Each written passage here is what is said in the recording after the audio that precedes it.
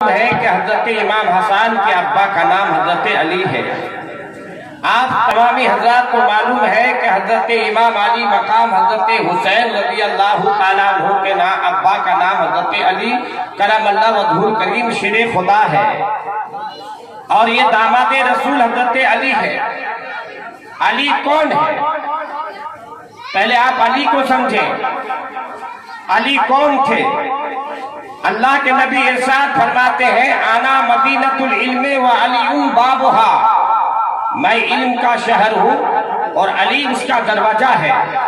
دروازہ سے پہلے کسی گھر کی بنیاد رکھی جاتی ہے، دروازہ سے پہلے کسی گھر کی دیوار بنائی جاتی ہے، دروازہ سے پہلے گھر کی چھت ڈالی جاتی ہے، پھر اس دروازہ میں کیوان لگایا جاتا ہے۔ علی کو گھر کا دروازہ بتایا گیا، یہ نبی ذرا بتائیں یہ آمنہ کے لال محمد عربی روح فدا صلی اللہ تعالیٰ علیہ وسلم، آپ ذرا بتائیں حضرت علی اس شہر کا اگر دروازہ ہے تو اس شہر کی دیوار کون ہے، اس کی بنیاد کون ہے، اس کی چھت کون ہے؟ اللہ کے نبی ارشاد فرماتے ہیں ابو بکر اساسھا وحضرت عمر بن خطاب جدارھا وحضرت عثمان ذو النورین سقفھا، حضرت ابو بکر صدیق اس گھر کی بنیاد ہے، حضرت عمر بن خطاب رضی اللہ تعالیٰ عنہ اس گھر کی دیوار ہے، حضرت عثمان ذو النورین اس گھر کی چھت ہے، اور حضرت علی اس شہر کا دروازہ ہے۔ ذرا زور سے کہہ دو سبحان اللہ۔ محترم حضرات، ایک گھر بنانے کے لیے پہلے بنیاد رکھی جاتی ہے، نیو ڈالا جاتا ہے، تو سب سے پہلے بنیاد ابو بکر صدیق ہے، اور اس گھر ایمان ایک مسجد ہے، اس کی پہلے بنیاد آپ نے رکھی، اس کے بعد اس کی دیوار کھڑی کے اپنے کیا، چھت اپنے بنایا، دروازہ اپنے بنوایا۔ تو علم کے شہر کا نام محمد عربی ہے، اور اس علم شہر کا دروازہ حضرت علی ہے، اور حضرت علی کے صاحبزادے حضرت امام حسن و حسین ہے، جس کی سیرت طیبہ کو سننے کے لیے آپ تمام حضرات حاضر ہوئے ہیں۔ محترم حضرات بہت بڑے مرتبہ والے ہیں، بلکہ یہاں تک کہ رسول پاک صاحب لولا روز محشر میں شفاعت کبریٰ کی پگڑی اپنے سر پہ رکھیں گے، اور نبی جس کا طرف اشارہ کر دیں گے یہ ہمارے ہیں تو جنت میں داخل کیا جائے گا، اور نبی جدھر اشارہ کر دیں گے ہمارے نہیں ہے اس کا ٹھکانہ جہنم ہوگا۔ وہ نبی پاک کے ناتی ہے۔ اور پھر اللہ کے نبی سرور کائنات ارشاد فرماتے ہیں کہ حضرت امام حسن و حسین یہ دونوں جوان جنت کے نوجوانوں کے سردار ہیں۔ ذرا زور سے کہہ دو سبحان اللہ۔ اب جنت کے نوجوانوں کے سردار ہے، جنت میں کوئی برا آدمی نہیں جائے گا، جنت میں کوئی بچہ نہیں جائے گا، بلکہ جنت میں رہنے والا چاہے مرد ہو چاہے عورت ہو، اگر عورت ہے تو قوائب اطرابہ کی عمر میں ہوگی، اگر مرد ہے تو جوانی کی عمر میں وہ مرد ہوگا، لہذا جو بھی جنت میں جائے گا وہ جوان جائے گا، کوئی بوڑھا ہو کر نہیں جائے گا۔ آپ سوال کریں گے حضرت بوڑھے آدمی 60-70 سال کی عمر میں انتقال کرتا ہے، کوئی تو 100 سال میں انتقال کرتا ہے، کوئی ایک تو 10 سال بچ کر انتقال کرتا ہے، بوڑھے ہو جاتا ہے، داڑھی پک جاتی ہے، مونچھ پک جاتی ہے، ہڈیاں سوکھ جاتی ہے، چمڑے لگ جاتے ہیں۔ آپ کہتے ہیں بوڑھے آدمی جوان، بوڑھے آدمی جنت میں نہیں جائے گا، یہ بوڑھا کیا ہوگا؟ بولے اللہ تبارک و تعالیٰ ارشاد فرماتا ہے کہ دنیا میں میں نے آدمی کی حالت مختلف رکھا ہے، مگر جب وہ جنت میں داخل ہوگا تو میں کسی کو بوڑھا نہیں بنا کے رکھوں گا، سب جوان ہو کر جنت میں داخل ہوگا۔ نعرہ تکبیر، نعرہ تکبیر، نعرہ رسالت، نعرہ رسالت۔ حضرت علامہ مفتی نسیم صاحب قبلہ، حضرت علامہ مفتی نسیم صاحب قبلہ، نعرہ تکبیر، نعرہ رسالت۔ تو پتہ چلا پوری کائنات میں چاہے 200 سال بچ کے وہ دنیا چھوڑا ہو، 100 سال بچ کے وہ دنیا چھوڑا ہو، 50 سال کی عمر میں وہ دنیا چھوڑا ہو، مگر جوانی کی عمر میں جنت میں جائے گا۔ اللہ کے نبی ارشاد فرماتے ہیں میرا حسین جنت کے نوجوانوں کا سردار ہے، میرا حسن نوجوانوں کے جنتوں کے نوجوانوں کے سردار ہے۔ پتہ چلا میرا سردار کا نام اگر میں جنتی ہو جاؤں، حسینی ہمیں اپنے فہرست میں نام، غلامی کے فہرست میں نام لکھ دے، تو پھر حضرت امام حسین کی بدولت، امام حسین کے اشارے سے میں جنت میں جاؤں گا، اور جب میں جنت میں چلا جاؤں گا تو میرا سردار کا نام امام حسین ہوگا، میرے سردار کا نام امام حسن ہوگا۔ آپ سردار کا نام امام حسین ہوگا، آپ کے سردار کا نام امام حسن ہوگا۔ اس سردار کی بات آج ہونے جا رہی ہے جس وجہ سے آپ بیٹھے ہیں۔ اگر اپنے سردار کی بات آپ کو سننی ہے تو چائے کی دکان سے مائک کی آواز میں کام نہ کریں، بلکہ آپ چند منٹ کے لیے تکلیف اٹھائیں اور آ کر پنڈیل کے نیچے بیٹھ جائیں اور اپنے سرداروں کی بات سنیں۔ جہاں لاکھوں لاکھوں کروڑوں، جہاں کتنے دن آپ رہیں گے اس کی کوئی حد نہیں ہے، وہ جنت میں آپ کو رہنا ہے۔ محترم حضرات، میں آپ لوگوں سے گزارش کروں گا جو چائے کی دکان میں بیٹھے ہیں، چاہے ہمارے نوجوان بھائی ہوں،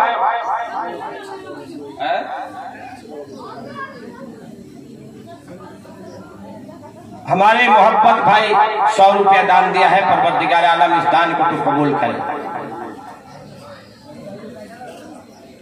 محترم حضرات، سب سے معزز پوری کائنات میں کون سی مسجد ہے جس مسجد میں 1 رکعت نماز اگر کوئی پڑھ لے تو 1 لاکھ ثواب کا مستحق ہوتا ہے؟ وہ 3 مساجد ہیں پوری دنیا میں۔ سب سے اول کعبۃ اللہ ہے، جو حاجی لوگ جا کر چاروں جانب حرم شریف کا طواف کرتے ہیں۔ کعبہ شریف کے اوپر غلاف لگا ہوا ہے اور کعبہ شریف کے چاروں جانب حرم شریف ہے، اور حرم شریف کے اندر چکر لگاتے ہیں، اس کو طواف بولا جاتا ہے۔ حجر اسود سے طواف کی شروعات ہوتی ہے اور جب وہاں تک آ کے پہنچتا ہے 1 سوات ہوتا ہے۔ 7 چکر جب 7 سوات ہو جاتا ہے تو اس کا نام 1 طواف ہوتا ہے۔ محترم، 7 طواف حاجیوں کو لگانا ہوتا ہے۔ وہ حرم شریف ہے، وہ کعبۃ اللہ ہے۔ اس حرم شریف کے اندر جو نماز پڑھے گا، یہاں اس مسجد میں نماز پڑھنے سے اگر 1 نیکی کا آپ مستحق بنیں گے تو کعبہ شریف کے اندر نماز پڑھنے سے 1 لاکھ ثواب کا حقدار بنیں گے۔ اس کعبہ شریف میں 1 نہیں 2 نہیں 360 بت، کتنے؟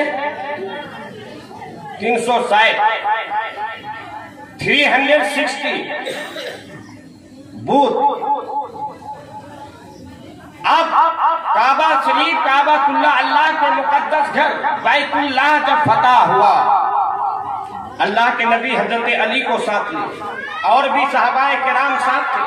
حضرت علی رضی اللہ تعالیٰ عنہ کو اللہ کے نبی سرور کائنات ساتھ لیے اور کعبۃ اللہ کے اندر داخل ہوئے، اور حضرت علی کو اللہ کے نبی نے فرمایا ایک طرف سے توڑتے چلو۔ چھوٹا تھا، تھوڑا بڑا تھا، تھوڑا اور بڑا تھا، سب کو توڑ دیا گیا۔ 2 فٹ بڑا اونچا تھا، بڑا لمبا تھا، ایک کا نام ہوال تھا اور ایک کا نام ہوبل تھا۔ نام یاد رہے گا، ایک کا نام ہوال اور ایک کا نام ہوبل۔ 2 بڑا لمبا بت تھا۔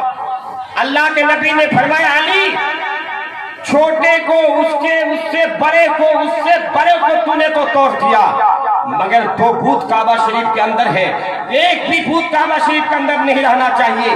بت سے بیت اللہ کو خالی کرنا چاہیے، بت سے بیت اللہ کو پاک و صاف کرنا چاہیے، لہذا اس کو خالی کیا جائے۔ حضرت علی نے کہا یا رسول اللہ، یا حبیب اللہ، یہ ہوبل بہت اونچا اور لمبا بت ہے، یہ ہوبل بہت اونچا اور لمبا بت ہے، وہ یہ بہت اونچا اور لمبا بت ہے۔ اللہ کے نبی نے فرمایا علی ایک کام کرو، میں 4 جانو ہو کر بیٹھ جاتا ہوں، علی تم میرے پشت اطہار پر سوار ہو جاؤ۔ علی نے کہا یا رسول اللہ، یا حبیب اللہ، میں آپ کے پشت اطہار پر نہیں چڑھ سکتا، میں آپ کے داماد ہوں، میں آپ کے داماد ہوں۔ یا رسول اللہ، یا حبیب اللہ، مجھ سے یہ بے ادبی نہیں ہو سکتی۔ یا رسول اللہ، میں آپ کے پشت اطہار پر نہیں چڑھ سکتا جس پشت اطہار پر ختم نبوت کا مہر لگا ہوا ہو۔ یا رسول اللہ، میں بے ادبی نہیں کر سکتا، میں آپ کے پیٹھ پر نہیں چل سکتا۔ یا رسول اللہ، حضرت علی شیر خدا نے کہا یا رسول اللہ، میں 4 جان ہو کر بیٹھ جاتا ہوں، آپ میرے پیٹھ پر آپ کھڑے ہو جائے۔ اللہ کے نبی نے فرمایا علی نہیں نہیں، میں 4 جان ہو کر بیٹھتا ہوں، تو میرے پشت اطہار پر کھڑے ہو جاؤ۔ علی نے کہا یا رسول اللہ، میں بیٹھ جاتا ہوں، آپ میرے پیٹھ پر کھڑے ہو جائے۔ اللہ کے نبی نے فرمایا علی سن، لو انزلنا هذا القرآن على جبل रअयतहु खाशिअम मुतसद्दिअम मिन खशियतिल्लाह। अली सुनो, अगर इस कुरान मुक़द्दस को, जिस कुरान में अलिफ लाम मीम सूरह बकरा से लेकर सूरह नास तक 30 पारे हैं, ये अगर 30 पारा कुरान किसी पहाड़ के ऊपर नाजिल किया जाता, पहाड़ इसके बोझ से चकनाचूर हो जाता, पहाड़ इसका बोझ नहीं ले सकता, पहाड़ जेरा जेरा हो जाता, पहाड़ रेजा रेजा हो जाता। पहाड़ में वो दम नहीं था कि उस बोझ को संभाले, मगर जिस बोझ को तेरे सरवरे कायनात संभाल के रखा है, तेरे आमिना का लाल संभाल के रखा है, मुख्तारे जो जहां सरवरे कायनात उसको रखा है, मुस्तफा जाने रहमत उसको रखा है, तहावो यासीन ने उस कुरान को संभाल के रखा है। लिहाजा अली तुम्हारे अंदर वो ताकत नहीं, अली तुम्हारे अंदर वो कुव्वत नहीं कि तुम हमारे बोझ को संभाल लोगे। अली एक काम करो, तुम बैठ जाओ, मैं तुम्हारे अली मैं बैठता हूं, तुम मेरे पीठ के ऊपर सवार हो जाओ, मेरे पीठ के ऊपर चल जाओ। अली ने रसूल पाक के हुक्म की तामील करते हुए रसूल पाक के पुष्ट आधार पर अली सवार हुए। अब देख, सवार हुए, मकसद क्या था? भूत को बोलना। 2 भूत था, एक भूत का नाम वाल था, एक भूत का नाम हुबल था। मगर हजरत अली को अल्लाह के नबी को ये पूछना चाहिए, अली जरा बताओ, वाल को तूने तोड़ दिया? अली जरा बताओ, हुबल को तूने तोड़ दिया?